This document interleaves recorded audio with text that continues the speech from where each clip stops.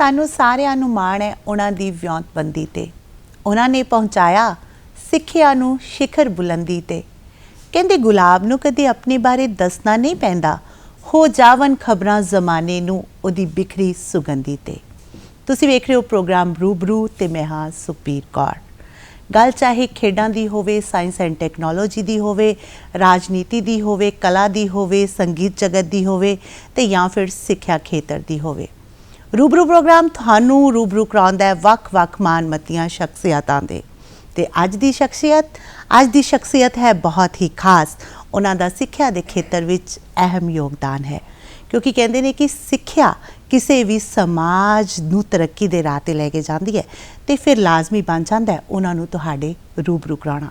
ਬਿਨਾਂ ਕਿਸੇ ਦੇਰੀ ਦੇ ਮਿਲਦੇ ਹਾਂ ਜੀ ਅੱਜ ਦੇ ਰੂਬਰੂ ਪ੍ਰੋਗਰਾਮ ਦੇ ਮਹਿਮਾਨ ਮਿਸਟਰ ਸੰਜੀਵ ਵਾਸਲ ਹੋਣਾ ਨੂੰ, ਚੇਅਰਮੈਨ ਨੇ ਵਾਸਲ ਐਜੂਕੇਸ਼ਨਲ ਗਰੁੱਪ ਦੇ। ਸਰ ਸਵਾਗਤ ਹੈ ਤੁਹਾਡਾ ਬਹੁਤ-ਬਹੁਤ ਪ੍ਰੋਗਰਾਮ ਦੇ ਵਿੱਚ। ਔਰ ਸ਼ੁਰੂਆਤ ਇੱਥੋਂ ਹੀ ਕਰਦੇ ਹਾਂ, ਜਿਵੇਂ ਮੈਂ ਗੱਲ ਕੀਤੀ ਕਿ ਸਿੱਖਿਆ ਜਿਹੜੀ ਹੈ ਉਹ ਕਿਸੇ ਵੀ ਸਮਾਜ ਦੀ ਰੀੜ੍ਹ ਦੀ ਹੱਡੀ ਹੈ। ਸੋ ਤੁਹਾਡਾ ਐਜੂਕੇਸ਼ਨ ਦੇ ਵਿੱਚ ਬਹੁਤ ਹੀ ਵਿਲੱਖਣ ਜਿਹੜਾ ਯੋਗਦਾਨ ਹੈ ਉਹ ਹੈ। ਔਰ ਤੁਸੀਂ ਇਸ ਸਮੇਂ ਜੇ ਮੈਂ ਇਹ ਗੱਲ ਕਹਾਂ ਕਿ ਤੁਸੀਂ ਸਕਸੈਸਫੁਲ ਬਿਜ਼ਨਸਮੈਨ ਹੋ, ਤੇ ਤੁਸੀਂ ਸਿੱਖਿਆ ਨੂੰ ਹੀ ਕਿਉਂ ਚੁਣਿਆ? ਸਿੱਖਿਆ ਨੂੰ ਚੁਣਨ ਦਾ ਹਰ ਆਦਮੀ ਦਾ ਲਾਈਫ ਦੇ ਵਿੱਚ ਇਹ ਹੁੰਦਾ ਕਿ ਅਗਰ ਮੈਨੂੰ ਪਰਮਾਤਮਾ ਨੇ ਸਭ ਕੁਝ ਦਿੱਤਾ ਹੈ ਤਾਂ ਉਸ ਤੋਂ ਬਾਅਦ ਮੈਂ ਆਪਣੇ ਸਮਾਜ ਲਈ ਕੀ ਕਰ ਸਕਦਾ ਜੀ। ਇਹ ਸੋਚ ਨੂੰ ਮੁੱਖ ਰੱਖਦੇ ਹੋਏ ਅਸੀਂ ਦਸੂਹਾ ਸ਼ਹਿਰ ਦੇ ਵਿੱਚ ਰਹਿੰਦੇ ਹਾਂ ਤਾਂ ਉੱਥੇ ਦੇ ਜਿਹੜੇ ਲੋਕ, ਉਹਨਾਂ 'ਚ ਮੈਂ ਵੀ ਇੱਕ ਸੀ ਕਿ ਆਪਣੇ ਬੱਚਿਆਂ ਨੂੰ ਐਜੂਕੇਸ਼ਨ ਲਈ ਬਾਹਰ ਭੇਜਣਾ ਪੈਂਦਾ ਸੀ। ਕਿ ਬਹੁਤ ਜਿਸ ਲੈਵਲ ਦੀ ਐਜੂਕੇਸ਼ਨ ਚਾਹੀਦੀ ਸੀ ਉਸ ਤਰ੍ਹਾਂ ਦੀ ਸਾਡੇ ਸ਼ਹਿਰ ਦੇ ਵਿੱਚ ਮੌਜੂਦ ਨਹੀਂ ਸੀ ਜੀ। ਤੇ ਮੇਰੀ ਜਿਹੜੀ ਆਪਣੀ ਬੇਟੀ ਹੈ ਉਹਦੀ ਵੀ ਐਜੂਕੇਸ਼ਨ ਲਈ ਅਸੀਂ ਉਹਨੂੰ ਗ੍ਰੇਡ 2 ਦੇ ਵਿੱਚ ਡਲਹੌਜੀ ਸਕੂਲ ਦੇ ਵਿੱਚ ਜੀ ਭੇਜਿਆ ਸੀ ਜੀ। ਤੇ ਇਸ ਗੱਲ ਨੂੰ ਮੁੱਖ ਰੱਖ ਕੇ ਹੋਏ ਮੇਰੇ ਇੱਕ ਲਾਈਫ ਦੇ ਵਿੱਚ ਪਰਮਾਤਮਾ ਦੀ ਕਿਰਪਾ ਦੇ ਨਾਲ ਸੀ ਕਿ ਅਸੀਂ ਜੀ ਦਸੂਹਾ ਸਕੂਲ ਦੇ ਵਿੱਚ ਇੱਕ ਐਸੀ ਐਜੂਕੇਸ਼ਨ ਦਈਏ ਕਿ ਤਾਂ ਕਿ ਇੱਥੇ ਦੇ ਲੋਕਾਂ ਨੂੰ, ਇਸ ਏਰੀਏ ਦੇ ਲੋਕਾਂ ਨੂੰ ਕਿ ਬਾਹਰ ਆਪਣੇ ਬੱਚਿਆਂ ਨੂੰ ਪੜ੍ਹਨ ਲਈ ਭੇਜਣਾ ਨਾ ਪਵੇ ਜੀ। ਔਰ ਜੇਕਰ ਮੈਂ ਤੁਹਾਡੇ ਪਿਛੋਕੜ ਦੀ ਗੱਲ ਕਰਾਂ, ਜਿਵੇਂ ਤੁਸੀਂ ਗੱਲ ਕੀਤੀ ਹੈ ਕਿ ਤੁਸੀਂ ਦਸੂਹਾ ਨੂੰ ਬਿਲੋਂਗ ਕਰਦੇ ਹੋ, ਤੇ ਤੁਹਾਡਾ ਪਿਛੋਕੜ ਕਿੱਥੇ ਦਾ?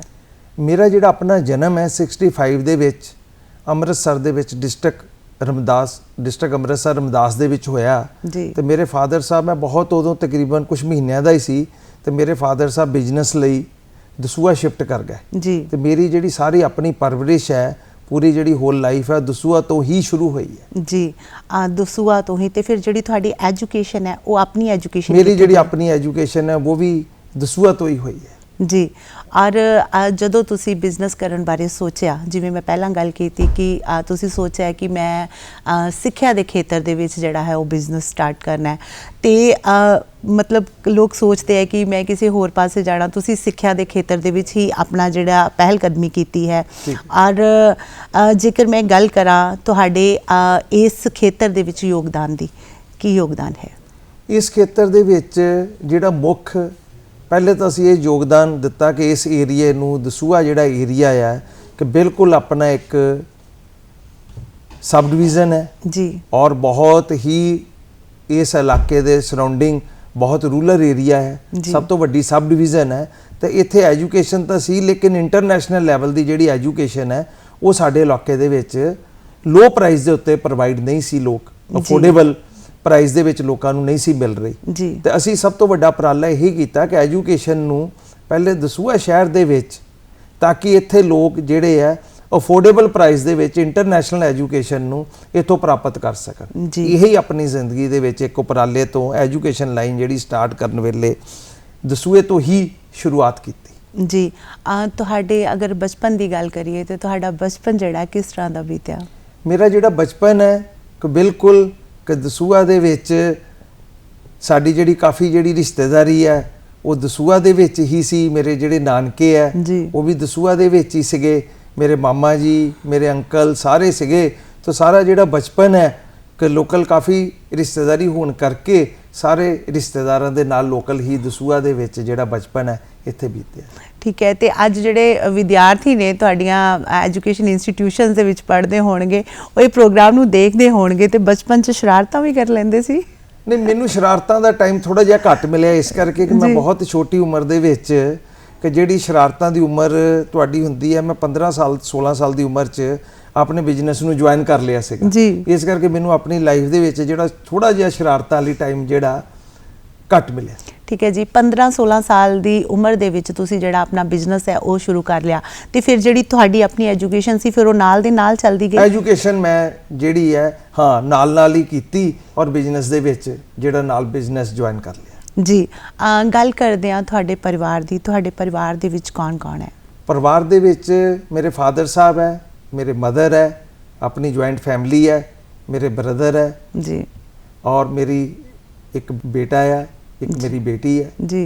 ਹਾਂ, ਫੈਮਿਲੀ ਦੇ ਵਿੱਚ ਵਾਈਫ, ਅਸੀਂ ਸਾਰੇ ਜਿਹੜੇ ਆ ਜੁਆਇੰਟਲੀ ਦਸੂਆ 'ਚ ਰਹਿ ਰਹੇ ਹਾਂ, ਔਰ ਹੁਣ ਨਾਲ ਜਿਹੜਾ ਆ ਆਫਟਰ ਬੇਟੇ ਦੀ ਮੈਰਿਜ ਤੋਂ ਜਲੰਧਰ ਵੀ ਰਹਿ ਰਹੇ ਹਾਂ ਔਰ ਦਸੂਆ ਵੀ ਰਹਿ ਰਹੇ ਜੀ। ਗੱਲ ਕਰਦੇ ਹਾਂ ਤੁਹਾਡੀ ਜਿਹੜੀ ਕਾਲਜ ਦੀ ਐਜੂਕੇਸ਼ਨ ਹੈ ਉਹ ਕਿੱਥੇ ਦੀ ਹੈ ਜੀ? JCDAV college Dasuya. ਜੀ, ਠੀਕ ਹੈ। ਤੇ ਜਦੋਂ ਫਿਰ ਤੁਹਾਡੀ ਜ਼ਿੰਦਗੀ, ਜਿਵੇਂ ਤੁਸੀਂ ਦੱਸਿਆ ਕਿ 15 ਸਾਲ ਦੀ ਉਮਰ ਦੇ ਵਿੱਚ ਜਿਹੜਾ ਤੁਸੀਂ ਬਿਜ਼ਨਸ ਸੀਗਾ ਉਹ ਆਪਣੇ ਦੀ ਸ਼ੁਰੂਆਤ ਕਰ ਲਈ, ਫਿਰ ਉਸ ਤੋਂ ਬਾਅਦ ਇਨਸਾਨ ਦੀ ਜ਼ਿੰਦਗੀ ਦੇ ਵਿੱਚ ਅਲੱਗ-ਅਲੱਗ ਫੇਸਿਸ ਆਉਂਦੇ ਆ। ਫਿਰ ਇੱਕ ਟਾਈਮ ਆਉਂਦਾ ਜਦੋਂ ਇਨਸਾਨ ਦਾ ਵਿਆਹ ਹੁੰਦਾ ਤੇ ਉਹ ਕਹਿੰਦੇ ਆ ਕਿ ਆਪਣੀ ਨਵੀਂ ਜ਼ਿੰਦਗੀ ਜਿਹੜੀ ਆ ਉਹ ਸ਼ੁਰੂ ਕਰਦਾ। ਉਹਦੇ ਬਾਰੇ ਦੱਸੋ ਸਾਨੂੰ। ਨਹੀਂ, ਮੇਰੀ ਜਿਹੜੀ ਮੈਰਿਜ ਹੈ ਉਹ 91 ਦੇ ਵਿੱਚ, ਮੇਰੀ ਜਿਹੜੀ ਵਾਈਫ ਹੈ ਉਹ ਹਿਮਾਚਲ ਜਸੂਰ ਤੋਂ ਬਿਲੋਂਗ ਕਰਦੇ ਆ, ਤੇ 91 ਦੇ ਵਿੱਚ ਮੇਰੀ ਜਿਹੜੀ ਮੈਰਿਜ ਹੈ ਹੋਈ ਸੀ।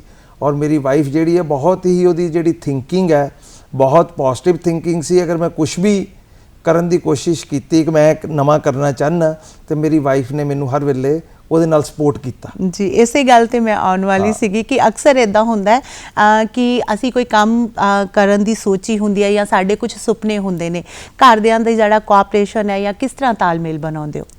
ਨਹੀਂ, ਮੇਰੇ ਫਾਦਰ ਸਾਹਿਬ ਨੇ ਵੀ ਮੈਨੂੰ ਬਿਜ਼ਨਸ ਦੇ ਵਿੱਚ, ਬੜੀ ਛੋਟੀ ਉਮਰ 'ਚ ਮੈਂ ਬਿਜ਼ਨਸ 'ਚ ਚਲਾ ਗਿਆ ਸੀ, ਤੇ ਮੈਂ ਅਗਰ ਫਾਦਰ ਸਾਹਿਬ ਨੂੰ ਅਗਰ ਆ ਕੇ ਕੁਝ ਕਿਹਾ ਕਿ ਮੈਂ ਲਾਈਫ 'ਚ ਇਹ ਨਵਾਂ ਕਰਨਾ ਚਾਹੁੰਦਾ ਆ, ਤੇ ਉਹਨਾਂ ਨੇ ਮੈਨੂੰ ਪੋਜ਼ਿਟਿਵ ਰਿਸਪੌਂਸ ਸੀ ਉਹਨਾਂ ਦਾ, ਔਰ ਉਹਨਾਂ ਨੇ ਮੈਨੂੰ ਪੂਰੀ ਦਿਲੋਂ ਕਿਹਾ ਕਿ ਨਹੀਂ ਪੁੱਤਰ, ਜੋ ਵੀ ਤੂੰ ਕਰਨਾ ਚਾਹੁੰਦਾ। ਔਰ ਅਗਰ ਵਾਈਫ ਦੇ ਨਾਲ ਵੀ ਆ ਕੇ ਕੁਝ ਮਸ਼ਵਰਾ ਹੋਇਆ ਕਿ ਅਸੀਂ ਲਾਈਫ 'ਚ ਕੁਛ ਇਹ ਕਰਨਾ ਚਾਹੁੰਦੇ ਹਾਂ, ਤਾਂ ਹਮੇਸ਼ਾ ਹੀ ਸਾਰਿਆਂ ਵੱਲੋਂ ਇੱਕ ਸਪੋਰਟ ਹੋਈ। ਕਿਸੇ ਨੇ ਇਹ ਨਹੀਂ ਕਿਹਾ ਕਿ ਤੁਸੀਂ ਇਹ ਕਰਨਾ ਚਾਹੁੰਦੇ ਹੋ, ਤੁਹਾਨੂੰ ਨਹੀਂ ਕਰਨਾ ਚਾਹੀਦਾ, ਜਾਂ ਇਹਦੇ 'ਚ ਕੁਝ ਨੁਕਸਾਨ ਹੋਏਗਾ ਜਾਂ ਫਾਇਦਾ। ਉਹਨਾਂ ਨੇ ਫ੍ਰੀ ਹੈਂਡ ਹੀ ਕਿਹਾ ਕਿ ਨਹੀਂ, ਜੋ ਤੁਸੀਂ ਕਰਨਾ ਚਾਹੁੰਦੇ ਆ, ਸਾਡੀ ਤੁਹਾਨੂੰ ਫੁੱਲੀ ਸਪੋਰਟ ਜਿਹੜੀ ਹੈ ਤੁਹਾਡੇ ਨਾਲ। ਜੀ ਸਰ, ਗੱਲ ਕਰ ਰਹੇ ਹਾਂ ਅਸੀਂ ਤੁਹਾਡੇ ਪਰਿਵਾਰ ਦੀ, ਔਰ ਅਕਸਰ ਅਸੀਂ ਦੇਖਦੇ ਹਾਂ ਕਿ ਜਿਹੜੇ ਬਿਜ਼ਨਸਮੈਨ ਲੋਕ ਨੇ ਉਹ ਆਪਣੇ ਪਰਿਵਾਰ ਨੂੰ ਵੀ ਬਿਜ਼ਨਸ ਵੱਲ ਲੈ ਕੇ ਜਾਣਾ ਚਾਹੁੰਦੇ ਨੇ, ਪਰ ਜੇਕਰ ਤੁਹਾਡੇ ਪਰਿਵਾਰ ਦੀ ਗੱਲ ਕਰੀਏ ਤੇ ਤੁਹਾਡੇ ਜਿਹੜੇ ਬੱਚੇ ਨੇ ਵੈਲ ਸੈਟਲਡ ਨੇ। ਜੇਕਰ ਮੈਂ ਤੁਹਾਡੀ ਬੇਟੀ ਦੀ ਗੱਲ ਕਰਾਂ ਤਾਂ ਵੈਲ ਕੁਆਲੀਫਾਈ ਔਰ IPS ਦੇ ਵਿੱਚ ਵੀ ਸੇਵਾਵਾਂ ਦੇ ਰਹੇ ਨੇ, ਔਰ ਜੇਕਰ ਮੈਂ ਤੁਹਾਡੇ ਬੇਟੇ ਦੀ ਗੱਲ ਕਰਾਂ, ਤੁਸੀਂ ਕਿਉਂ ਨਹੀਂ ਸੋਚਿਆ ਕਿ ਆਪਣੇ ਜਿਹੜੇ ਬੱਚੇ ਹੈਗੇ ਆ ਅਸੀਂ ਬਿਜ਼ਨਸ ਵੱਲ ਲੈ ਕੇ ਜਾਈਏ? ਨਹੀਂ, ਮੈਂ ਬਿਜ਼ਨਸਮੈਨ ਹੋਣ ਦੇ ਬਾਵਜੂਦ ਵੀ ਮੇਰਾ ਆਪਣਾ ਇੱਕ ਲਾਈਫ 'ਚ ਸੋਚ ਹੈ ਕਿ ਬਿਜ਼ਨਸ ਹੋਣਾ ਵੀ ਬਹੁਤ ਜ਼ਰੂਰੀ ਹੈ। ਲੇਕਿਨ ਤੁਹਾਨੂੰ ਬੱਚੇ ਦੀ ਚੁਆਇਸ, ਮੇਰੀ ਜਿਹੜੀ ਬੇਟੀ ਸੀ ਤਾਂ ਜਦੋਂ ਗ੍ਰੇਡ 2 'ਚ ਸੀ ਤਾਂ ਉਹਦੇ ਦਿਮਾਗ 'ਚ ਇੱਕ ਹੀ ਸੀਗਾ ਕਿ ਮੈਂ IAS ਜੀ ਬਣਨਾ, ਮੈਂ DC ਬਣਨਾ, ਮੈਂ ਪੁਲਿਸ 'ਚ ਜਾਣਾ। ਉਹਦੇ ਮਨ ਦੇ ਵਿੱਚ ਇੱਕ ਜਜ਼ਬਾ ਸੀਗਾ ਜੀ, ਤੇ ਇਸ ਕਰਕੇ ਜਦੋਂ ਮੈਂ ਆਪਣੀ ਲਾਈਫ 'ਚ ਵੀ ਦੇਖਿਆ ਸੀ ਕਿ ਜੋ ਮੇਰੇ ਮਨ 'ਚ ਕਰਨ ਦਾ ਸੀਗਾ, ਤੇ ਮੇਰੀ ਫੈਮਿਲੀ ਨੇ ਮੈਨੂੰ ਪੂਰੀ ਸਪੋਰਟ ਕੀਤੀ, ਤੇ ਉਸੇ ਗੱਲ ਨੂੰ ਮੁੱਖ ਰੱਖ ਕੇ ਮੈਂ ਆਪਣੇ ਬੱਚਿਆਂ ਨੂੰ ਕਿ ਉਹਨਾਂ ਦਾ ਇੰਟਰਸਟ ਅਗਰ ਜੌਬ 'ਚ ਜਾਣ ਲਈ ਹੈ, ਅੱਛੀ ਸਰਵਿਸ 'ਚ ਜਾਣ ਲਈ ਹੈ, ਤੇ ਮੈਂ ਉਹਨਾਂ ਨੂੰ ਉਹਨਾਂ ਦੇ ਮੁੱਖ ਰੱਖਦੇ ਹੀ ਉਹਨਾਂ ਦੇ ਇੰਟਰਸਟ ਨੂੰ ਉਹਨਾਂ ਦੀ ਪੂਰੀ ਸਪੋਰਟ ਕੀਤੀ। ਇਸ ਤਰ੍ਹਾਂ ਹੀ ਬੇਟੇ ਨੂੰ, ਕਿ ਬੇਟੇ ਦਾ ਇੰਟਰਸਟ ਹੈ ਕਿ ਮੈਂ ਐਜੂਕੇਸ਼ਨ ਦੇ ਵਿੱਚ ਜਾ ਕੇ, ਪਾਪਾ ਮੈਂ ਤੁਹਾਡੇ ਤਰ੍ਹਾਂ ਕਿ ਜਿੱਥੇ ਮੁਕਾਮ ਤੇ ਤੁਸੀਂ ਐਜੂਕੇਸ਼ਨ ਪਹੁੰਚਾਇਆ ਆ, ਮੈਂ ਇਹਨੂੰ ਇੱਕ ਨੈਕਸਟ ਲੈਵਲ ਦੇ ਉੱਤੇ ਲੈ ਕੇ ਜਾਣਾ ਚਾਹੁੰਦਾ। ਤੇ ਮੈਂ ਉਹਦੇ ਗੋਲ ਨੂੰ ਹੀ ਮੁੱਖ ਰੱਖ ਕੇ ਕਿ ਮੈਂ ਉਹਨੂੰ ਆਪਣਾ ਪ੍ਰੈਸ਼ਰ ਉੱਤੇ ਰੱਖਾਂ ਕਿ ਨਹੀਂ ਬੇਟੇ, ਬਿਜ਼ਨਸ ਮੈਂ ਕਰ ਰਿਹਾ, ਤੂੰ ਬਿਜ਼ਨਸ ਸੰਭਾਲਣਾ ਆ। ਮੈਂ ਉਹਨੂੰ ਬਿਲਕੁਲ ਫ੍ਰੀ ਹੈਂਡ ਹੈ ਕਿ ਮੈਂ ਬਿਜ਼ਨਸ ਜੋ ਕਰ ਰਿਹਾ ਉਹ ਮੇਰੀ ਚੁਆਇਸ ਹੈ, ਜੋ ਤੇਰੀ ਚੁਆਇਸ ਹੈ, ਤੂੰ ਆਪਣੀ ਚੁਆਇਸ ਦੇ ਅਕੋਰਡਿੰਗ ਕੀ ਲਾਈਫ 'ਚ ਬਣਨਾ ਚਾਹੁੰਦਾ, ਕੀ ਕਰਨਾ ਚਾਹੁੰਦਾ, ਉਹਦੇ ਲਈ ਉਹਨੂੰ 100% ਜਿਹੜਾ ਫ੍ਰੀ ਹੈਂਡ ਹੈ ਉਹਦੀ ਮੈਂ ਸਪੋਰਟ ਕਰਦਾ, ਜੋ ਵੀ ਉਹ ਚਾਹੁੰਦਾ ਹੈ। ਜੀ, ਮਤਲਬ ਜੇ ਮੈਂ ਇਹ ਗੱਲ ਕਹਾਂ ਕਿ ਸੰਜੀਵ ਬਾਸਲ ਜੀ ਅੱਛੇ ਪਾਪਾ ਨੇ, ਮਤਲਬ ਜੋ ਬੱਚਿਆਂ ਨੇ ਚਾਹਿਆ ਉਹੀ ਕੀਤਾ। ਗੱਲ ਕਰਦੇ ਆ ਤੁਹਾਡੇ, ਜਿਸ ਤਰ੍ਹਾਂ ਇੰਸਪੀਰੇਸ਼ਨ, ਕੋਈ ਨਾ ਕੋਈ ਪ੍ਰੇਰਨਾ ਮਿਲਦੀ ਹੈ ਸਾਨੂੰ, ਕਿਸੇ ਨਾ ਕਿਸੇ ਤੋਂ ਅਸੀਂ ਪ੍ਰੇਰਨਾ ਲੈਂਦੇ ਹਾਂ ਜਾਂ ਕਿਸੇ ਦਾ ਸਾਡੇ ਤੇ ਪ੍ਰਭਾਵ ਹੁੰਦਾ ਹੈ। ਤੁਹਾਡੀ ਇੰਸਪੀਰੇਸ਼ਨ ਕੌਣ ਹੈ? ਨਹੀਂ, ਪਰ ਅਗਰ ਐਜੂਕੇਸ਼ਨ ਦੇ ਵਿੱਚ ਦੇਖਿਆ ਜਾਵੇ ਤਾਂ ਮੇਨ ਤਾਂ ਜਿਹੜਾ ਲਾਈਫ ਮੈਂ ਜਿਹੜੀ ਸਟਾਰਟ ਕੀਤੀ ਉਹ ਤਾਂ ਬਿਜ਼ਨਸ ਭੱਠਿਆਂ ਤੋਂ ਇੱਟਾਂ ਦੇ ਭੱਠੇ ਮੇਰੇ ਫਾਦਰ ਸਾਹਿਬ ਨੀਅਰ ਅਬਾਊਟ 50 ਸਾਲ ਤੋਂ 55 ਸਾਲ ਤੋਂ ਇੱਟਾਂ ਦੇ ਭੱਠੇ ਜਿਹੜੇ ਆ ਜੀ। ਚਲਾ ਰਹੇ ਸੀ। ਮੈਂ ਵੀ ਤਕਰੀਬਨ ਹੁਣ ਵੀ ਚਲਾ ਰਿਹਾ 20-22 ਸਾਲ ਭੱਠਿਆਂ ਦੇ ਵਿੱਚ। ਉਸ ਤੋਂ ਬਾਅਦ ਜਦੋਂ ਅਸੀਂ ਸਕੂਲ ਸਟਾਰਟ ਕਰਨਾ ਸੀ ਤਾਂ ਮੈਨੂੰ ਮੌਕਾ ਮਿਲਿਆ ਦੁਬਈ ਜਾਣ ਦਾ। ਮਿਸਟਰ ਸੰਨੀ ਵਰਕੀ ਜੀ ਜਿਹੜੇ ਜੈਮਸ ਦੇ ਚੇਅਰਮੈਨ ਸੀ, ਫਾਊਂਡਰ ਚੇਅਰਮੈਨ, ਉਹਨਾਂ ਨੂੰ ਮਿਲਣ ਦਾ ਮੌਕਾ ਮਿਲਿਆ ਜੀ। ਤੇ ਉਹਨਾਂ ਦੇ ਨਾਲ ਜਦੋਂ ਮੈਂ ਉਹਨਾਂ ਨੂੰ ਦੇਖਿਆ ਕਿ ਉਹਨਾਂ ਦੀ ਮਦਰ ਨੇ ਇੱਕ ਸਕੂਲ ਸਟਾਰਟ ਕੀਤਾ ਸੀਗਾ ਤਕਰੀਬਨ 50 ਸਾਲ ਪਹਿਲੇ, ਤੇ ਉਹਨਾਂ ਦੇ ਉਸ ਮੁਕਾਮ ਨੂੰ ਬਹੁਤ ਅੱਗੇ, ਤੇ ਮੈਨੂੰ ਵੀ ਉਹਨਾਂ ਕੋਲ ਲੱਗਾ ਕਿ ਦੁਬਈ ਦੇ ਵਿੱਚ ਇੱਕ ਅੱਛੀ ਐਜੂਕੇਸ਼ਨ ਇੱਕ ਸਕੂਲ ਤੋਂ ਸਟਾਰਟ ਕਰਕੇ ਅੱਜ ਨੀਅਰ ਅਬਾਊਟ ਉਹਨਾਂ ਕੋਲ 1.5 ਲੱਖ ਦੇ ਕਰੀਬ ਬੱਚੇ ਜਿਹੜੇ ਪੜ੍ਹ ਰਹੇ ਆ, ਤੇ ਕਾਫੀ ਉਹਨਾਂ ਦੇ ਨਾਲ ਮੇਰੀ ਨੇੜਤਾ ਸੀ। ਮੈਂ ਉਹਨਾਂ ਨੂੰ ਜਾ ਕੇ ਮਿਲਦਾ ਸੀਗਾ ਤੇ ਕਾਫੀ ਇੰਸਪੀਰੇਸ਼ਨ ਮੈਨੂੰ ਉਹਨਾਂ ਤੋਂ ਮਿਲੀ ਕਿ ਸਾਨੂੰ ਵੀ ਐਜੂਕੇਸ਼ਨ ਤੇ ਅਗਰ ਇਸ ਮੁਕਾਮ ਦੇ ਉੱਤੇ ਪਹੁੰਚ ਸਕਦੇ ਆ ਤਾਂ ਅਗਰ ਅਸੀਂ ਵੀ ਮਿਹਨਤ ਕਰਾਂਗੇ ਜਾਂ ਇਸ ਮੁਕਾਮ ਨੂੰ ਇਹਨਾਂ ਨੂੰ ਐਜ਼ ਅ ਰੋਲ ਮਾਡਲ ਲੈ ਕੇ ਚੱਲਾਂਗੇ ਤਾਂ ਅਸੀਂ ਵੀ ਇਸ ਮੁਕਾਮ ਨੂੰ ਹਾਸਲ ਕਰ ਸਕਦੇ ਹਾਂ ਜੀ। ਔਰ ਫਿਰ ਉਹ ਤੁਹਾਡੀ ਪ੍ਰੇਰਨਾ ਬਣਦੀ ਆ, ਫਿਰ ਤੁਸੀਂ ਇਸ ਤਰੀਕੇ ਦੇ ਨਾਲ ਆਪਣਾ ਜਿਹੜਾ ਬਿਜ਼ਨਸ ਹੈ ਉਹ ਸ਼ੁਰੂ ਕਰ ਦਿਓ। ਗੱਲ ਕਰਦੇ ਹਾਂ ਕਿ ਜਦੋਂ ਕਿਸੇ ਇਨਸਾਨ ਨੇ ਆਪਣਾ ਕੋਈ ਬਿਜ਼ਨਸ ਸ਼ੁਰੂ ਕਰਨਾ ਹੁੰਦਾ, ਬਹੁਤ ਸਾਰੇ ਦਿਮਾਗ ਦੇ ਵਿੱਚ ਖਿਆਲ ਆਉਂਦੇ ਨੇ, ਬਿਜ਼ਨਸ ਚੱਲੇਗਾ ਨਹੀਂ ਚੱਲੇਗਾ। ਕਿੱਦਾਂ ਦੀ ਸੀਗੀ ਉਸ ਸਮੇਂ ਮਨ ਦੀ ਜਿਹੜੀ ਤੁਹਾਡੀ? ਨਹੀਂ, ਇੱਕ ਤਾਂ ਸਕੂਲ ਜਦੋਂ ਦਸੂਆ ਸਟਾਰਟ ਕੀਤਾ ਤੇ ਉਹਨੂੰ ਐਜ਼ ਅ ਬਿਜ਼ਨਸ ਸੋਚ ਕੇ ਹੀ ਨਹੀਂ ਕੀਤਾ ਜੀ, ਕਿ ਐਜ਼ ਇਹ ਸੋਚਿਆ ਹੀ ਨਹੀਂ ਕਿ ਕਾਮਯਾਬ ਇੱਕ ਦਿਮਾਗ 'ਚ ਇੱਕ ਸੀ ਕਿ ਅਸੀਂ ਦਸੂਆ ਦੇ ਵਿੱਚ ਇੱਕ ਅੱਛੀ ਐਜੂਕੇਸ਼ਨ ਜਿਹੜੀ ਹੈ ਉਹ ਪ੍ਰੋਵਾਈਡ ਕਰਨੀ ਹੈ ਜੀ।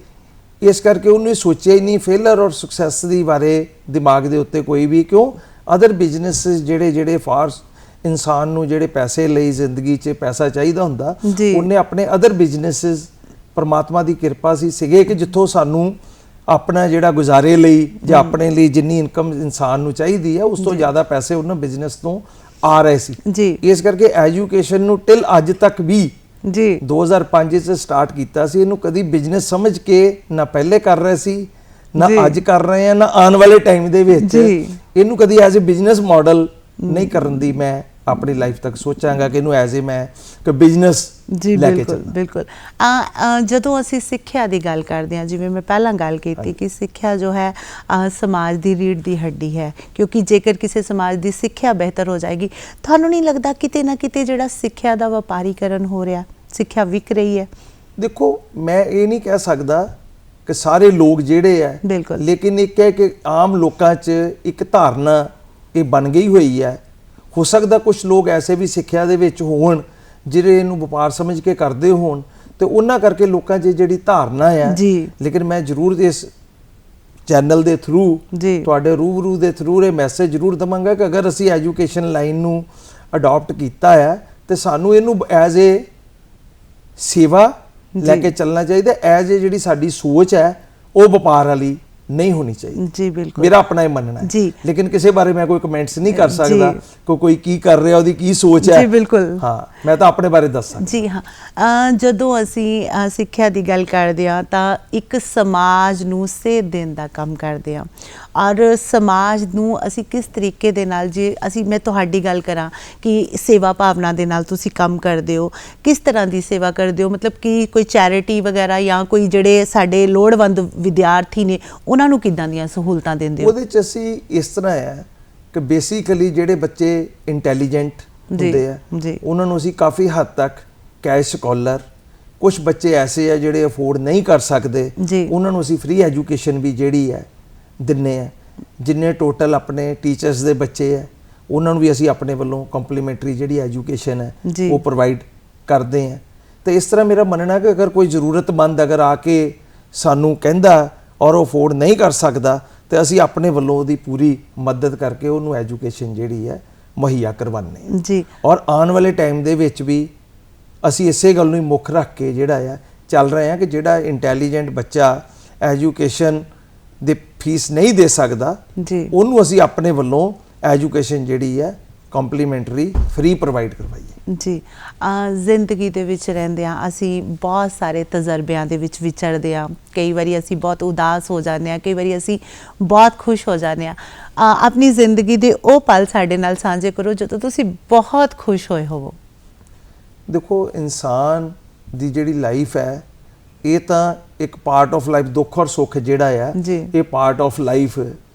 ਲੇਕਿਨ ਇਨਸਾਨ ਜਦੋਂ ਕਿਸੇ ਵੀ ਮੁਕਾਮ ਦੇ ਉੱਤੇ ਪਹੁੰਚਦਾ ਹੈ, ਜਿਸ ਤਰ੍ਹਾਂ ਮੇਰੀ ਬੇਟੀ ਜਦੋਂ IPS ਬਣੀ ਜੀ ਤੇ ਮੈਨੂੰ ਬਹੁਤ ਜ਼ਿਆਦਾ ਉਦੋਂ ਉਹਦੀ ਖੁਸ਼ੀ ਹੋਈ ਕਿ ਮੇਰੀ ਬੇਟੀ ਇੱਕ ਮੁਕਾਮ ਦੇ ਉੱਤੇ ਜੋ ਚਾਹੁੰਦੀ ਸੀ ਉਹਨੇ ਸੁਪਨਾ ਆਪਣਾ ਪੂਰਾ ਕੀਤਾ ਤੇ ਮੈਨੂੰ ਇਸ ਗੱਲ ਦੀ ਬਹੁਤ ਖੁਸ਼ੀ ਹੋਈ ਜੀ।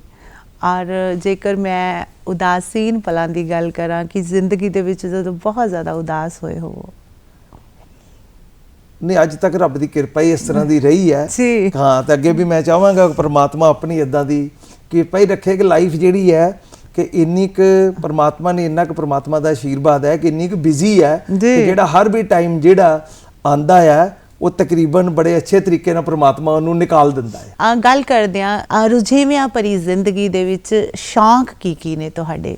ਦੇਖੋ, ਮੇਰਾ ਸ਼ੌਕ ਜਿਹੜਾ ਆਪਣਾ ਹੈਗਾ ਕਿ ਬੇਸਿਕਲੀ ਕਿ ਆਪਣੀ ਲਾਈਫ ਨੂੰ ਜਿਹੜਾ ਟਾਈਮ ਹੈ ਉਹ ਜ਼ਰੂਰ ਦੇਣਾ ਚਾਹੀਦਾ। ਉਹਦੇ ਚੋਂ ਰੁਝੇਵਿਆਂ ਦੇ ਵਿੱਚੋਂ ਮੈਂ ਆਪਣਾ ਟਾਈਮ ਕੱਢ ਕੇ ਤਕਰੀਬਨ 1-2 ਘੰਟੇ ਆਪਣੀ ਹੈਲਥ ਲਈ, ਯੋਗਾ ਵਗੈਰਾ ਲਈ ਔਰ ਐਕਸਰਸਾਈਜ਼ ਲਈ ਆਪਣਾ ਟਾਈਮ ਜਿਹੜਾ, ਔਰ ਮੇਰੇ ਕੋਲ ਅਗਰ ਕੋਈ ਫ੍ਰੀ ਟਾਈਮ ਹੋਵੇ ਤੇ ਮੈਂ ਆਪਣੀ ਫੈਮਿਲੀ ਦੇ ਨਾਲ ਉਸ ਟਾਈਮ ਨੂੰ ਬਤੀਤ ਜ਼ਰੂਰ ਕਰਦਾ। ਅਗਰ ਮੇਰੇ ਕੋਲ ਕੋਈ ਮੌਕਾ ਮਿਲੇ ਕਿ ਮੈਂ ਆਪਣੇ ਉਸ ਫੈਮਿਲੀ ਦੇ ਵਿੱਚ ਆਪਣੇ ਮਦਰ ਫਾਦਰ ਦੇ ਕੋਲ ਬੈਠਣ ਦਾ, ਜਾਂ ਆਪਣੇ ਬੱਚਿਆਂ ਦੇ ਨਾਲ 1-2 ਦਿਨ ਬਾਹਰ ਜਾ ਕੇ ਬਿਤਾਉਣ ਦਾ, ਜਾਂ ਕੋਈ ਘਰ ਦੇ ਵਿੱਚ ਫ੍ਰੀ ਟਾਈਮ ਹੈ ਤਾਂ ਆਪਣੀ ਫੈਮਿਲੀ ਦੇ ਵਿੱਚ ਟਾਈਮ ਨੂੰ ਬਿਤਾਉਣਾ ਜਿਹੜਾ ਆ ਉਸ ਰੁਝੇਵਿਆਂ ਦੇ ਵਿੱਚ ਉਹਨੂੰ ਜ਼ਿਆਦਾ ਪ੍ਰਮੁਖਤਾ ਜਿਹੜੀ ਹੈ ਉਹ ਦੇਣਾ ਹੈ। ਤੁਸੀਂ ਇੱਕ ਇੰਨੀਆਂ ਸੰਸਥਾਵਾਂ ਦੀ ਜਿਹੜੀ ਅਗਵਾਈ ਆ ਉਹ ਕਰ ਰਹੇ ਹੋ ਔਰ ਬਹੁਤ ਸਾਰੇ ਤੁਹਾਡੇ ਜਿਹੜੇ ਤਜਰਬੇ ਆ ਉਹ ਹੋਣਗੇ। ਮਿਹਨਤ ਔਰ ਕਿਸਮਤ, ਇਹਨਾਂ ਦੋਨਾਂ ਨੂੰ ਕਿਸ ਨਜ਼ਰ ਨਾਲ ਦੇਖਦੇ ਹੋ? ਦੇਖੋ, ਬੇਸਿਕਲੀ ਜਿਹੜੀ ਤੁਹਾਡੀ ਲਾਈਫ ਹੈ ਉਹਦੇ 'ਚ 90% ਜਿਹੜਾ ਰੋਲ ਹੈ ਉਹ ਤਾਂ ਤੁਹਾਡੀ ਮੁਕੱਦਰ ਕਹਿ ਲਓ, ਤੁਹਾਡੀ ਕਿਸਮਤ ਦਾ ਹੈ ਜੀ। 10% ਜਿਹੜਾ ਰੋਲ ਹੈ ਉਹ ਤੁਹਾਡੀ ਮਿਹਨਤ ਦਾ ਹੈ ਜੀ। ਲੇਕਿਨ ਅਗਰ ਉਹ 10% ਤੁਸੀਂ ਨਾ ਕਰੋ, ਕੋਈ 90% ਤੇ ਜੋ ਤੁਹਾਨੂੰ ਮਿਲਣਾ ਹੈ ਉਹ ਤੇ ਕੁਦਰਤ ਨੇ ਤੁਹਾਨੂੰ ਦੇਣਾ ਹੀ, ਉਹ ਤਾਂ ਲਿਖ ਕੇ ਕੁਦਰਤ ਨੇ ਭੇਜ ਦਿੱਤਾ ਕਿ ਤੁਹਾਡੀ ਮੁਕੱਦਰ ਹੈ, ਤੁਹਾਡੀ ਕਿਸਮਤ ਉਹ ਤੁਹਾਨੂੰ ਮਿਲ ਜਾਣੀ ਹੈ ਜੀ। ਲੇਕਿਨ ਅਗਰ ਉਹ 10% ਤੁਸੀਂ ਮਿਹਨਤ ਕਰਦੇ ਹੋ ਤਾਂ ਜਿਸ ਤਰ੍ਹਾਂ ਕਹਿੰਦੇ ਨਾ ਸੋਨੇ ਤੇ ਸੁਹਾਗਾ, ਫਿਰ ਉਹ ਸੋਨੇ ਤੇ ਸੁਹਾਗਾ ਹੋ ਜਾਂਦਾ ਆ। 90% ਅਗਰ ਬੇਸਿਕਲੀ ਲਾਈਫ 'ਚ ਦੇਖਿਆ ਜਾਵੇ ਕਿ 90 ਔਰ 95 ਔਰ 98 ਔਰ 100 ਦੇ ਵਿੱਚ ਬਹੁਤ ਜ਼ਿਆਦਾ ਫਰਕ ਹੈ ਜੀ। ਅਗਰ ਤੁਸੀਂ 95 ਤੋਂ ਉੱਪਰ ਹੋ ਤੇ ਤੁਸੀਂ ਪਹਿਲੇ 5 ਲੋਕਾਂ ਦੇ ਵਿੱਚ, 10 ਲੋਕਾਂ ਦੇ ਵਿੱਚ, 20 ਲੋਕਾਂ ਦੇ ਵਿੱਚ ਆ ਜਾਓਗੇ ਜੀ। ਤੇ ਜਦੋਂ ਤੁਸੀਂ 95 ਤੋਂ ਥੱਲੇ ਚੱਲ ਜਾਓਗੇ ਜੀ ਤੇ ਫਿਰ ਤੁਸੀਂ ਭੀੜ ਦੇ ਵਿੱਚ ਜੀ ਰਹਿ ਜਾਓਗੇ। ਜੀ। ਤੇ ਇਸ ਕਰਕੇ ਮਿਹਨਤ ਜਿਹੜੀ ਹੈ ਉਹ ਤੁਹਾਨੂੰ ਲਾਈਫ 'ਚ ਜ਼ਰੂਰ ਕਰਨੀ ਚਾਹੀਦੀ ਹੈ। ਮੁਕੱਦਰ ਤੇ ਪਰਮਾਤਮਾ ਨੇ ਤੁਹਾਡੀ ਕਿਸਮਤ ਉਹ ਲਿਖ ਕੇ ਭੇਜ ਦਿੱਤੀ ਹੈ, ਉਹ ਤਾਂ ਤੁਹਾਨੂੰ ਇੱਕ ਮਿਲਣੀ ਜੀ। ਅੱਜ ਕੱਲ੍ਹ ਦੇ ਸਮਾਜ ਦੇ ਵਿੱਚ ਅਸੀਂ ਕਿਤੇ ਨਾ ਕਿਤੇ ਮਹਿਸੂਸ ਕਰਦੇ ਹਾਂ ਕਿ ਜਿਹੜੀਆਂ ਨੈਤਿਕ ਕਦਰਾਂ ਕੀਮਤਾਂ ਨੇ ਕਿਤੇ ਨਾ ਕਿਤੇ ਘਟਦੀਆਂ ਜਾ ਰਹੀਆਂ ਨੇ। ਜੇਕਰ ਅਸੀਂ ਨੌਜਵਾਨ ਪੀੜ੍ਹੀ ਦੀ ਗੱਲ ਕਰ ਲਈਏ, ਤੁਸੀਂ ਨੌਜਵਾਨਾਂ ਨੂੰ ਕੀ ਮੈਸੇਜ ਦੇਣਾ ਚਾਹੁੰਦੇ ਹੋ? ਨਹੀਂ, ਮੈਂ ਨੌਜਵਾਨਾਂ ਨੂੰ ਉਹਦੇ 'ਚ ਮੈਂ ਇਹ ਸਮਝਦਾ ਕਿ ਜਿਹੜੀਆਂ ਕੀਮਤਾਂ ਕੁਝ ਘਟ ਰਹੀਆਂ ਉਹਦੇ 'ਚ ਕੁਝ ਪੇਰੈਂਟਸ ਦੀਆਂ ਵੀ, ਜੀ, ਅਗਰ ਮੈਂ ਦਿਲੋਂ ਗੱਲ ਕਰਾਂ, ਸਹੀ ਗੱਲ ਕਰਾਂ ਤੇ ਪੇਰੈਂਟਸ ਦੀਆਂ ਵੀ ਕੁਝ ਖਾਮੀਆਂ ਹੈ ਜੀ। ਕੁਝ ਪੇਰੈਂਟਸ ਨੇ ਵੀ ਆਪਣੇ ਬੱਚਿਆਂ ਨੂੰ ਜਿਹੜਾ ਟਾਈਮ ਉਹਨਾਂ ਦੇ ਨਾਲ ਬਿਤਾਉਣਾ ਜਿਹੜਾ ਆ ਕੁਝ ਘੱਟ ਕਰ ਦਿੱਤਾ ਜੀ। ਉਹਦੇ ਨਾਲ ਬੱਚੇ ਫਿਜ਼ੀਕਲੀ ਜਿਹੜਾ ਪੇਰੈਂਟਸ ਦੇ ਨਾਲ ਤਾਲਮੇਲ ਹੈ ਉਹ ਘਟ ਗਿਆ ਜੀ। ਉਹਦਾ ਵੀ ਬੱਚਿਆਂ ਦੇ ਉੱਤੇ ਅਸਰ ਜਿਹੜਾ ਆ, ਇੱਕ ਤਾਂ ਪਹਿਲੇ ਜੁਆਇੰਟ ਫੈਮਿਲੀ ਸੀਗੀਆਂ, ਜੁਆਇੰਟ ਫੈਮਿਲੀਜ਼ ਦੇ ਵਿੱਚ ਇੱਕ ਅੱਛਾ ਮਾਹੌਲ ਮਿਲਦਾ ਸੀ। ਬੱਚਾ ਅਗਰ ਮਦਰ ਫਾਦਰ ਬਿਜ਼ੀ ਹੁੰਦੇ ਸੀ ਤਾਂ ਆਪਣੇ ਦਾਦਾ ਦਾਦੀ ਦੇ ਕੋਲ ਬੈਠ ਜਾਂਦਾ ਸੀ, ਨਾਨਾ ਨਾਨੀ ਕੋਲ ਚਲਾ ਜਾਂਦਾ ਸੀ, ਰਿਸ਼ਤੇਦਾਰਾਂ ਦੇ ਕੋਲ। ਉਹ ਹੁਣ ਬੱਚੇ ਨੂੰ ਉਹ ਟਾਈਮ ਨਹੀਂ ਮਿਲ ਰਿਹਾ ਜੀ। ਉਹਦੀ ਜਿਹੜੀ ਪਰਵਰਿਸ਼ ਹੈ ਕੁਝ ਉਹਦੇ 'ਚ ਵੀ ਜਿਹੜੀਆਂ ਕਮੀਆਂ ਹੈ, ਅਗਰ ਅਸੀਂ ਉਹਨਾਂ ਕਮੀਆਂ ਨੂੰ ਵੀ ਦੂਰ ਕਰਾਂਗੇ ਤਾਂ ਮੇਰਾ ਖਿਆਲ ਹੈ ਕਿ ਅਸੀਂ ਬੱਚਿਆਂ ਨੂੰ ਸਹੀ ਮਾਇਨਿਆਂ ਦੇ ਵਿੱਚ ਪ੍ਰੋਪਰ ਜਿਹੜੀ ਉਹ ਦੂਰੀ ਹੋ ਰਹੀ ਹੈ, ਜਿਹੜੀ ਨੈਤਿਕਤਾ ਦੀ ਕਮੀ ਆ ਰਹੀ ਹੈ, ਉਹਨੂੰ ਅਸੀਂ ਕਾਫੀ ਹੱਦ ਤੱਕ ਸਾਡੇ ਆਪਣੇ ਹੱਥ 'ਚ ਵੀ ਹੈ ਕਿ 50% ਅਸੀਂ ਉਹਨੂੰ ਆਪ ਠੀਕ ਕਰ ਸਕਦੇ ਹਾਂ ਜੀ। ਸਾਇੰਸ ਔਰ ਟੈਕਨੋਲੋਜੀ ਦੇ ਜ਼ਮਾਨੇ ਦੇ ਵਿੱਚ ਅਸੀਂ ਰਹਿ ਰਹੇ ਹਾਂ ਔਰ ਜੇਕਰ ਅਸੀਂ ਕੁਝ ਸਾਲ ਪਹਿਲਾਂ ਦੀ ਗੱਲ ਕਰੀਏ, ਹਰ ਖੇਤਰ ਦੇ ਵਿੱਚ ਜਿਹੜਾ ਉਹ ਨਿਖਾਰ ਆਇਆ ਹੈ। ਚਾਹੇ ਅਸੀਂ ਕਿਸੇ ਬਿਜ਼ਨਸ ਦੀ ਗੱਲ ਕਰ ਲਈਏ, ਚਾਹੇ ਅਸੀਂ ਸਿੱਖਿਆ ਦੀ ਗੱਲ ਕਰ ਲਈਏ, ਗੱਲ ਕਿ ਹਰ ਖੇਤਰ ਦੇ ਵਿੱਚ ਤੁਸੀਂ ਇਸ ਜਿਹੜੀ ਪਰਿਵਰਤਨ ਨੂੰ ਕਿਸ ਨਜ਼ਰ ਨਾਲ ਦੇਖਦੇ ਹੋ? ਨਹੀਂ, ਪਰਿਵਰਤਨ ਦੇਖੋ, ਜਿਹੜੀ ਚੇਂਜ ਆਫ ਲਾਈਫ ਜਿਹੜੀ ਹੈ ਇਹ ਚੇਂਜ ਹੈ, ਨੇਚਰ ਦਾ ਲਾ ਹੈ ਜੀ। ਤੁਹਾਨੂੰ ਆਪਣੇ ਆਪ ਨੂੰ ਜਿਸ ਤਰ੍ਹਾਂ ਚੇਂਜ ਹੋਵੇ ਤੁਹਾਨੂੰ ਆਪਣੇ ਆਪ ਨੂੰ ਚੇਂਜ ਕਰਨਾ ਚਾਹੀਦਾ ਜੀ। ਅਗਰ ਤੁਸੀਂ ਆਪਣੇ ਆਪ ਨੂੰ ਟਾਈਮ ਦੇ ਅਕੋਰਡਿੰਗ ਚੇਂਜ ਕਰਦੇ ਜਾਓਗੇ ਤਾਂ ਫਿਰ ਤੁਸੀਂ ਜਿਹੜਾ ਹੈ ਪਿੱਛੇ ਨਹੀਂ ਰਹੋਗੇ ਜੀ। ਚੇਂਜ ਹੈ ਤਾਂ ਜਿਸ ਤਰ੍ਹਾਂ ਜਦੋਂ ਦੀ ਦੁਨੀਆ ਬਣੀ ਹੈ ਉਦੋਂ ਦੀ ਚੇਂਜ ਹੁੰਦੀ ਆਈ ਹੈ ਜੀ। ਅਸੀਂ ਹੁਣ ਚੇਂਜ ਕਹਿ ਰਹੇ ਹਾਂ, ਜਿਹੜੇ ਸਾਡੇ ਗ੍ਰੈਂਡਫਾਦਰ ਹੈ, ਫਾਦਰ, ਉਹ ਕਹਿ ਰਹੇ ਜੀ ਸਾਡੇ ਸਮੇਂ ਤੋਂ ਚੇਂਜ ਹੈ, ਬੱਚਿਆਂ ਨੂੰ ਅੱਗੇ ਚੇਂਜ ਹੈ। ਇਹ ਤਾਂ ਇਸ ਤਰ੍ਹਾਂ ਹੀ ਚੱਲਦੀ ਰਹਿਣੀ ਹੈ ਜੀ। ਉਹਦੀ ਪਰਸੈਂਟੇਜ ਘੱਟ ਵੱਧ ਹੋ ਸਕਦੀ ਹੈ, ਤੇ ਹਰ ਇਨਸਾਨ ਨੂੰ ਚਾਹੇ ਕਿਸੇ ਵੀ ਉਮਰ ਦਾ ਆ, ਉਹਨੂੰ ਉਹਦੇ ਮੁਤਾਬਕ ਆਪਣੇ ਆਪ ਨੂੰ ਚੇਂਜ ਕਰਦੇ ਰਹਿਣਾ ਚਾਹੀਦਾ। ਫਿਰ ਜਿਹੜੀ ਚੇਂਜ ਹੈ ਤੁਹਾਡੇ ਤੇ ਬੇਸਿਕਲੀ ਪੰਜਾਬੀ ਵਿੱਚ ਕਹਿ ਲਓ ਕਿ ਭਾਰੂ ਨਹੀਂ ਹੋਏਗੀ ਜੀ। ਤੁਸੀਂ ਆਪਣੇ ਆਪ ਨੂੰ ਚੇਂਜ ਕਰ ਲਿਆ ਸਮੇਂ ਦੇ ਮੁਤਾਬਕ, ਤੇ ਤੁਹਾਨੂੰ ਇਹ ਡਿਸਕਸ ਕਰਨ ਦੀ ਲੋੜ ਨਹੀਂ ਹੋਏਗੀ ਕਿ ਸਮਾਂ ਚੇਂਜ ਹੋ ਗਿਆ। ਸਮੇਂ ਨੇ ਤਾਂ ਚੇਂਜ ਹੋਣਾ ਹੀ ਹੈ ਜੀ। ਅਸੀਂ ਆਪਣੇ ਆਪ ਨੂੰ ਚੇਂਜ ਕਰ ਲਵਾਂਗੇ ਤੇ ਅਸੀਂ ਉਹਦੇ ਮੁਤਾਬਕ ਹੀ ਚੱਲੇ ਰਵਾਂਗੇ ਜੀ। ਵਾਸਾ ਸਾਹਿਬ, ਬਹੁਤ ਹੀ ਜਿਹੜੀਆਂ ਵਧੀਆ ਗੱਲਾਂ ਨੇ ਅੱਜ ਅਸੀਂ ਕਰ ਰਹੇ ਹਾਂ।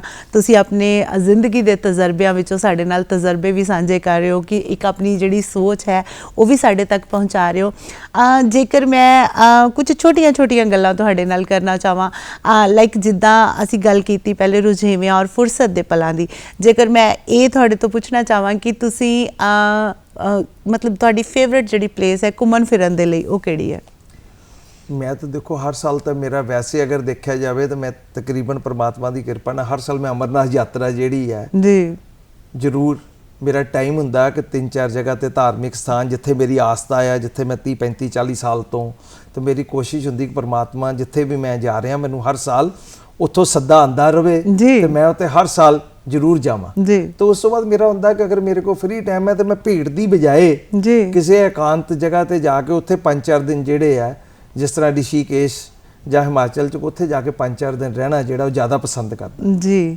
ਜੇਕਰ ਮੈਂ ਤੁਹਾਡੇ ਲਾਈਫ ਸਟਾਈਲ ਦੀ ਗੱਲ ਕਰਾਂ ਜਾਂ ਖਾਣ ਪੀਣ ਦੀ ਗੱਲ ਕਰਾਂ, ਕਿਉਂਕਿ ਕਹਿੰਦੇ ਕਿ ਜਿਸ ਤਰ੍ਹਾਂ ਦਾ ਅਸੀਂ ਭੋਜਨ ਖਾਂਦੇ ਹਾਂ ਜਾਂ ਉਹਦਾ ਅਸਰ ਜਿਹੜਾ ਉਹ ਸਾਡੀ ਸਿਹਤ ਤੇ ਵੀ ਹੁੰਦਾ, ਕੀ ਕਹਿਣਾ ਚਾਹੋਗੇ? ਤੁਹਾਨੂੰ ਖਾਣ ਪੀਣ ਚ ਕੀ ਪਸੰਦ ਹੈ? ਮੈਂ ਤਾਂ ਦੇਖੋ 100% ਵੈਜੀਟੇਰੀਅਨ ਹਾਂ ਜੀ, ਇਸ ਕਰਕੇ ਮੈਂ ਕਿਸੇ ਬਾਰੇ ਕੁਝ ਨਹੀਂ ਕਹਿ ਸਕਦਾ। ਅਗਰ ਕੋਈ ਨਾਨ ਵੈਜ ਵੀ ਲੈ ਰਿਹਾ ਤੇ ਮੈਂ ਉਹਦੇ ਤੇ ਕੋਈ ਕਮੈਂਟਸ ਨਹੀਂ ਕਰ ਸਕਦਾ। ਨਹੀਂ, ਮੈਂ ਤੁਹਾਡੇ ਬਾਰੇ ਪੁੱਛ ਰਹੀ ਹਾਂ, ਮੈਂ ਕਿਸੇ ਬਾਰੇ ਨਹੀਂ ਪੁੱਛ ਰਹੀ। 100% ਵੈਜੀਟੇਰੀਅਨ ਹੈ, ਔਰ ਮੈਂ ਸਮਝਦਾ ਕਿ ਜਿਹੜੀ ਵੈਜੀਟੇਰੀਅਨ ਫੂਡ ਹੈ ਉਹ ਤੁਹਾਨੂੰ ਡਾਈਜੈਸਟ ਜਿਹੜਾ ਹੈ ਜਲਦੀ ਹੁੰਦਾ ਹੈ। ਕਿ ਫਾਸਟ ਫੂਡ ਠੀਕ ਹੈ, ਹੁਣ ਸਮਾਂ ਇਸ ਵੇਲੇ ਚੱਲ ਰਿਹਾ, ਬੱਚੇ ਫਾਸਟ ਫੂਡ ਖਾ ਰਹੇ ਆ, ਲੇਕਿਨ ਉਹ ਕੁਝ ਟਾਈਮ ਬਾਅਦ ਉਹਨਾਂ ਦੀ ਹੈਲਥ ਤੇ ਆ ਕੇ ਜ਼ਰੂਰ ਪ੍ਰੋਬਲਮ ਕਰੇਗਾ। ਮੈਂ ਤਾਂ ਬੱਚਿਆਂ ਨੂੰ ਇਹੀ ਸੰਦੇਸ਼ ਦੇਵਾਂਗਾ ਆਪਣੇ ਵੱਲੋਂ ਕਿ ਤੁਹਾਨੂੰ ਜਿੰਨਾ ਵੀ ਫਾਸਟ ਫੂਡ ਹੈ ਉਹ ਤੋਂ ਬਚਣਾ ਚਾਹੀਦਾ, ਔਰ ਕੋਸ਼ਿਸ਼ ਕਰਨੀ ਚਾਹੀਦੀ ਹੈ ਕਿ ਜਿਹੜਾ ਹੈਲਥੀ ਫੂਡ ਹੈ, ਪੇਰੈਂਟਸ ਨੂੰ ਵੀ ਚਾਹੀਦਾ ਕਿ ਆਪਣੇ ਬੱਚਿਆਂ ਨੂੰ ਹੈਲਥੀ ਫੂਡ ਜਿਹੜਾ ਉਹ ਖਿਲਾਉਣ, ਤਾਂ ਬੱਚਿਆਂ ਨੂੰ ਵੀ ਚਾਹੀਦਾ ਕਿ ਹੈਲਥੀ ਫੂਡ ਵੱਲ ਜ਼ਿਆਦਾ ਧਿਆਨ ਜਿਹੜਾ ਦੇਣ। ਔਰ ਜਾਂਦੇ ਮੈਸੇਜ ਦੇਣਾ ਹੈ ਸਾਡੇ ਸਮਾਜ ਨੂੰ, ਸਾਡੇ ਨੌਜਵਾਨ ਨੂੰ, ਕੀ ਮੈਸੇਜ ਦੇਣਾ ਚਾਹੁੰਦੇ? ਮੈਂ ਬੱਚਿਆਂ ਨੂੰ ਇਹੀ ਮੈਸੇਜ ਦੇਵਾਂਗਾ ਕਿ ਬੇਟਾ, ਔਰ ਬਹੁਤ ਵਾਰੀ ਮੈਂ ਜਦੋਂ ਸਕੂਲ ਬੱਚਿਆਂ ਦੇ ਨਾਲ ਮੁਲਾਕਾਤ ਵੀ ਹੁੰਦੀ ਹੈ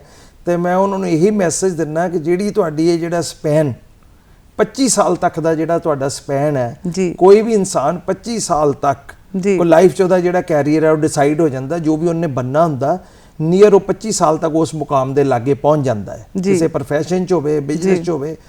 ਅਗਰ ਉਹ 25 ਸਾਲ ਤੱਕ ਪ੍ਰੋਪਰ ਮਿਹਨਤ ਕਰਦਾ ਹੈ ਤਾਂ ਜ਼ਿੰਦਗੀ ਦੇ ਜਿਹੜੇ ਉਹਦੇ ਅਗਲੇ 50 ਸਾਲ ਹੈ ਉਹਨੂੰ ਆਪਣੀ ਫੈਮਿਲੀ ਦੇ ਉੱਤੇ, ਉਹਨੂੰ ਸਮਾਜ ਦੇ ਉੱਤੇ, ਉਹਨੂੰ ਆਪਣੇ ਯਾਰਾਂ ਦੋਸਤਾਂ ਦੇ ਉੱਤੇ ਡਿਪੈਂਡੈਂਟ ਨਹੀਂ ਰਹਿਣਾ ਪੈਂਦਾ।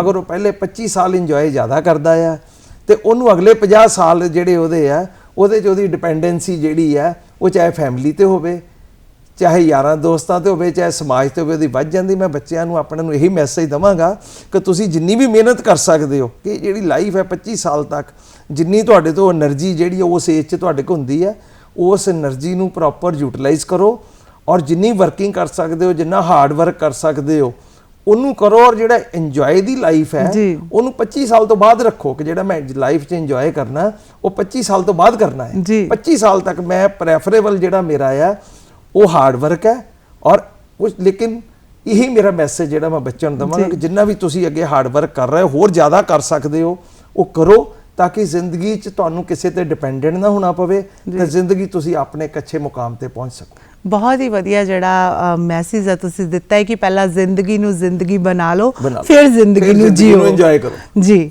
ਤੁਸੀਂ ਸਾਡੇ ਸਟੂਡੀਓ ਵਿੱਚ ਆਏ, ਤੁਸੀਂ ਸਾਡੇ ਨਾਲ ਗੱਲਬਾਤ ਕੀਤੀ, ਤੁਹਾਡਾ ਬਹੁਤ ਬਹੁਤ ਸ਼ੁਕਰੀਆ। Thank you. ਸ਼ੁਕਰੀਆ ਜੀ। Thank you.